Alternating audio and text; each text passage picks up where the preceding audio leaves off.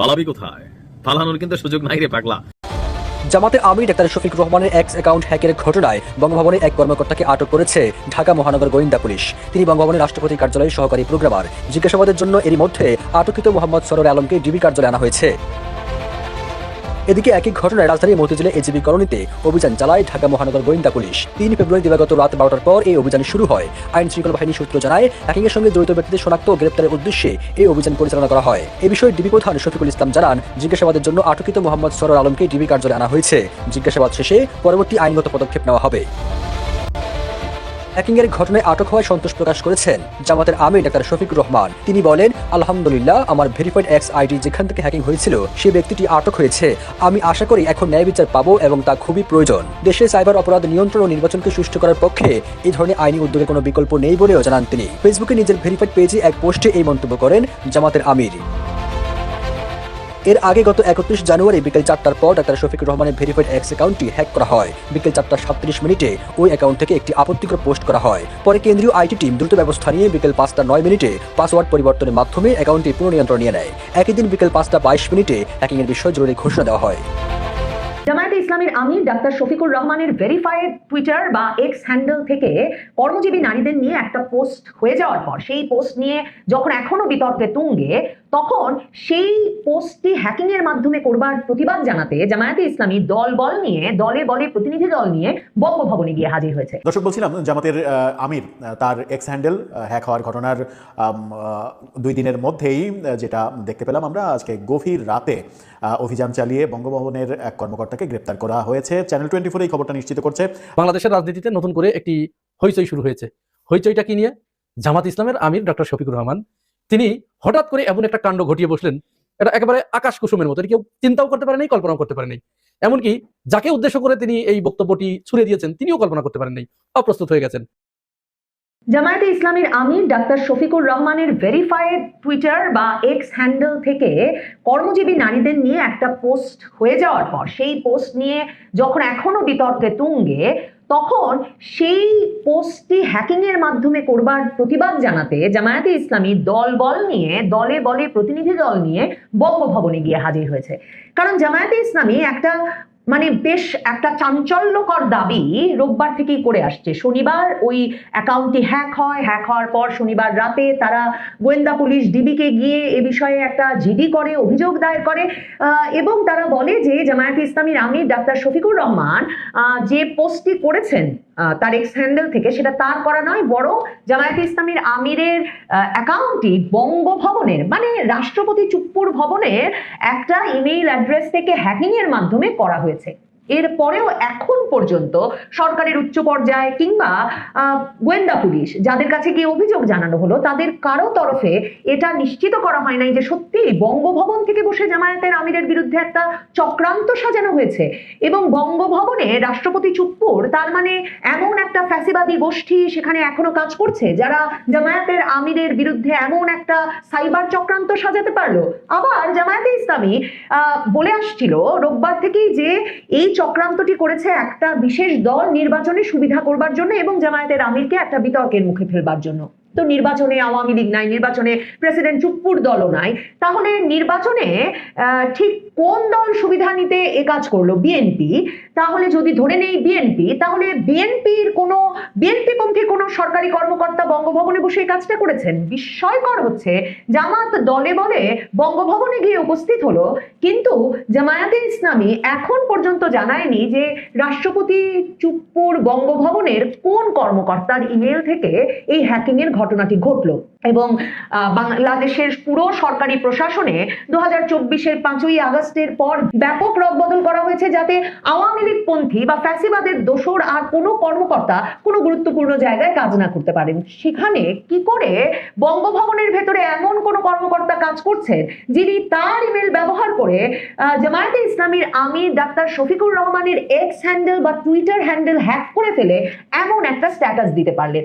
শনিবার রাতে একটা স্ট্যাটাস প্রকাশিত হয়ে হয়ে গিয়েছিল ডাক্তার শফিকুর রহমানের এক্স হ্যান্ডেল থেকে, যেখানে আল জাজিরার সাক্ষাৎকারে ডাক্তার শফিকুর রহমান তাদের দল জামায়াতে ইসলামীর প্রধান পদে বা আমির পদে কখনো কোনো নারী আসতে পারবেন না, নারীর জন্য আলাদা কাজ নির্ধারিত আছে, পুরুষের জন্য আলাদা কাজ নির্ধারিত আছে, এই সব মন্তব্য করে এক রকমের বিতর্ক উস্কে দেওয়ার পর শনিবার আবার তার এক্স হ্যান্ডেল থেকে এমন একটা পোস্ট হয়ে যায় কর্মজীবী নারীদের নিয়ে, যেখানে বলেন তিনি নন, তার নামে পোস্ট হয় যেখানে বলা হয় যে কর্মজীবী আমরা বিশ্বাস করি যে যখন মহিলাদের আধুনিকতার নামে ঘর থেকে বের করা হয় তখন তারা শোষণ, নৈতিক অবক্ষয় এবং নিরাপত্তাহীনতার মুখোমুখি হয়, তখন এটি অন্য কিছু নয় বরং অন্য রূপে পতিতাবৃত্তির মতোই।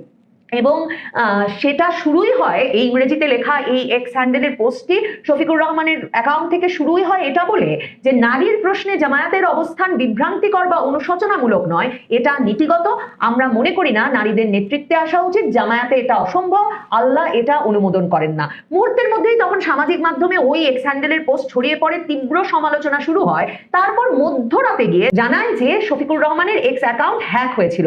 শনিবার রাত 12টা 40 মিনিটে জামায়াত ইসলামীর ভেরিফাইড পাতায় সংবাদ বিজ্ঞপ্তিতে জামায়াত ইসলামী জানায় যে সমন্বিত পদ্ধতি ব্যবহার করে হামলাকারীরা সাময়িকভাবে আমিরে জামায়াতে এক্স অ্যাকাউন্টের নিয়ন্ত্রণ নেয়, তারপর দ্রুত পদক্ষেপ এবং বিদ্যমান নিরাপত্তা ব্যবস্থার মাধ্যমে আমাদের সাইবার টিম অল্প সময়ের মধ্যেই নিয়ন্ত্রণ ফিরে পেতে সক্ষম হয়।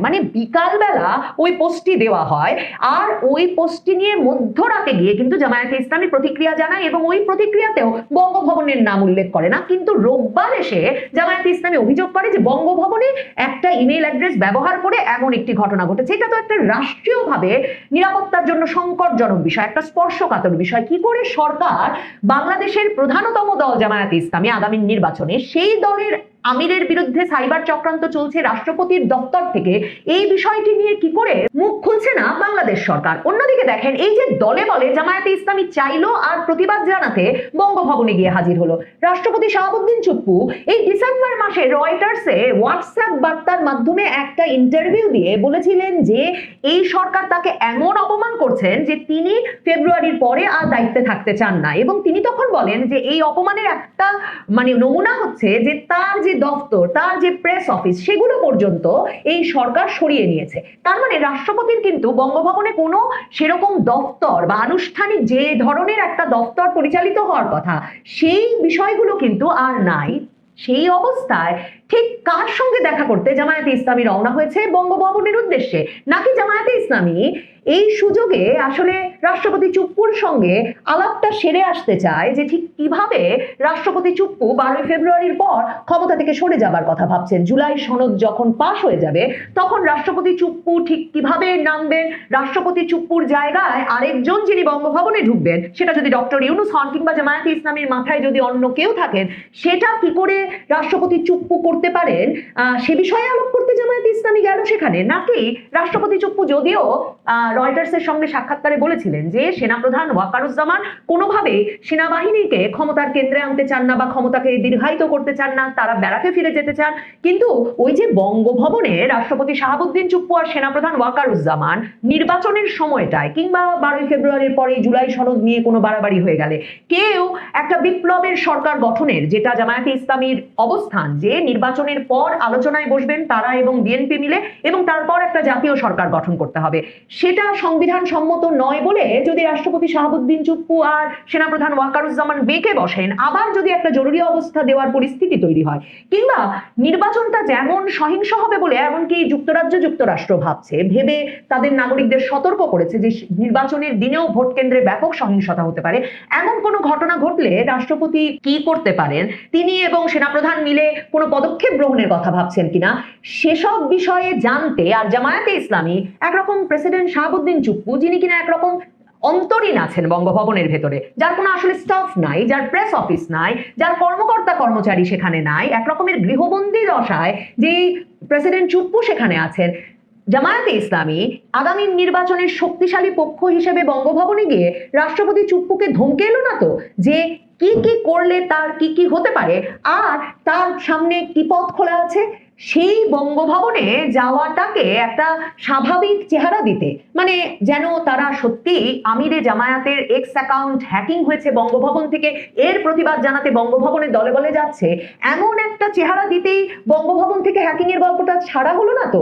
কারণ বিবিসি বাংলা স্পষ্টত তাদের প্রতিবেদন এক্স অ্যাকাউন্ট হ্যাকের দাবি জামায়াতের, সেখানে তারা বলছে যে এই এক্স অ্যাকাউন্ট হ্যাক করা যায় কিনা সে প্রসঙ্গে, এবং তারপর হ্যাক করা মাত্র এত তাড়াতাড়ি আইডির নিয়ন্ত্রণ যে আবার জামায়াতে ইসলামী ফিরে পেয়ে গেল, সেটা করা যায় কিনা এটা নিয়েও একটা বিতর্ক তৈরি হয়েছে। এবং বিবিসি বাংলা বলছে তাদেরকে সাইবার অপরাধ বিশেষজ্ঞ তানভীর হাসান জোহা বলেছেন এক্স অ্যাকাউন্ট হ্যাক হলে রিকভারি প্রক্রিয়া সাধারণত কয়েকটি টাইম স্লটে ভাগ করে এগোয় এবং প্রতিটি ধাপে আলাদা সময় লাগে। কাজেই যত দ্রুততার সাথে মানে পোস্টটা দিলেন আমিরে জামায়াত, তার এক্স হ্যান্ডেল থেকে বেশ কয়েক ঘন্টা থাকলো, বিএনপি বলে 9 ঘন্টা থাকলো, জামায়াতে ইসলামী বলে 45 মিনিট থাকলো, এই ঘন্টার পর ঘন্টা ধরে থাকবার পর মধ্যরাতে গিয়ে জামায়াতে ইসলামী বলল যে তারা তাদের অ্যাকাউন্টের নিয়ন্ত্রণ ফেরত পেয়ে গেছে, এবং তারা এটাও বলল যে লক্ষ্য করার খুব দ্রুততম সময়ের মধ্যে তারা ফেরত পেয়ে গেছে।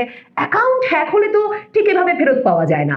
কাজেই এই পুরো ঘটনাটার মধ্যে বঙ্গভবন এলিমেন্টটা জামায়াতে ইসলামীকে এই জন্য নিয়ে এলো যে তারা বঙ্গভবনে গিয়ে রাষ্ট্রপতি চুপ্পুকে সুস্পষ্ট বার্তা দিয়ে এলো যে কি করতে হবে তার, 12 তারিখে কোন পরিস্থিতিতে, 13 তারিখে কোন পরিস্থিতিতে তিনি কি ভূমিকা পালন করবেন, কখন তিনি সরে যাবেন, এই পুরো বিষয়টি যাতে একরকম ঘোষণা দিয়ে বঙ্গভবনে যাওয়া যায়, কিন্তু ঠিক কি কাজে তারা গেছেন তা নিয়ে আলাপ না হয় সে কারণে করা হলো। কারণ জামায়াতে ইসলামী তো রাষ্ট্রপতি শাহাবুদ্দিন চুপ্পুকে কোনো স্বীকৃতি 5ই আগস্টের পর থেকে দেন নাই। 5ই আগস্টে রাজনৈতিক দলের নেতৃবৃন্দ যখন বঙ্গভবনে গিয়েছিলেন অন্তর্বর্তী সরকার গঠন নিয়ে রাষ্ট্রপতি চুপ্পুর সঙ্গে আলাপে, জামায়াতের আমিরও তখন গিয়েছিলেন সেনাপ্রধান ওয়াকারুজ্জামানের সঙ্গে। কিন্তু এরপর মানে ইউনূস সরকারের উপদেষ্টারা যেমন কোনো অনুষ্ঠানে কোনো আনুষ্ঠানিকতায় আর বঙ্গভবনে কখনো যান নাই, কোনো রাষ্ট্রীয় অনুষ্ঠানেও যান নাই, জামায়াতে ইসলামীর নেতৃবৃন্দও যান নাই, কোনো সাক্ষাৎ করতেও এর মধ্যে আর কখনো যান নাই।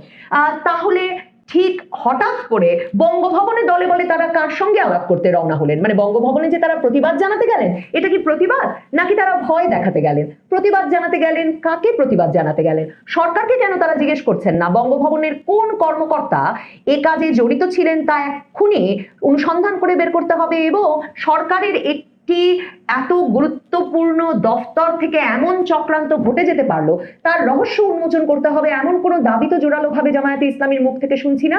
এই সব কিছুই পুরো বিষয়টিকে আরো রহস্যময় করে তুলছে।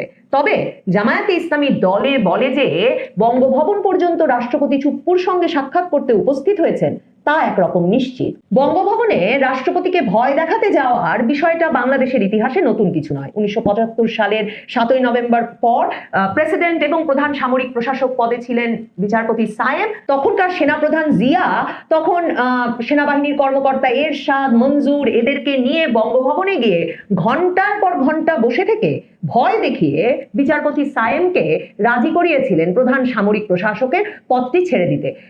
লেখক গবেষক মহিউদ্দিন আহমেদের বিএনপি সময় অসময় বইয়ে সেটা বিস্তারিত বর্ণনা আছে।